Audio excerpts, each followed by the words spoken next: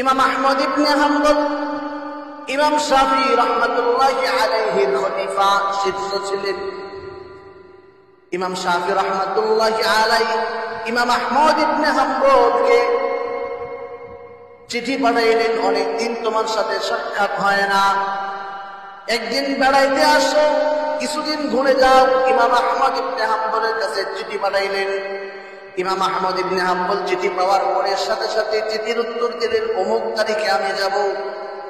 তারিখ অনুযায়ী ইমাম শাফি রাহমাতুল্লাহি আলাইহি তাদের লোকজনকে নিয়ে তাকে ইস্তেকবাল জানানোর জন্য এলাকার সীমান্তে যাইয়া দাঁড়ায় আছে।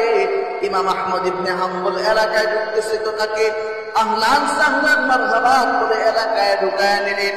সিদ্ধান্ত হলো রাতের বেলা ইমাম শাফি রাহমাতুল্লাহি আলাইহির ঘরে মেহমান হবে, তারপরে খানা খাবে।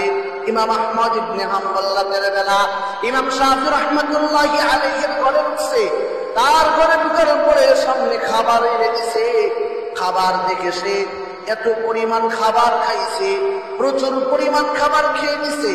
ইমাম শাফি রাহমাতুল্লাহি আলাইহির সন্তানেরা এটা দেখার পরে তাদের ভিতরে ভিতরে চিন্তা করতেছে, এ কেমন ইমাম, এ কেমন বুজুর্গ যে এমন ভাবে খাচ্ছে, মনে হচ্ছে কয়েকদিনের ভুখা লোক। এত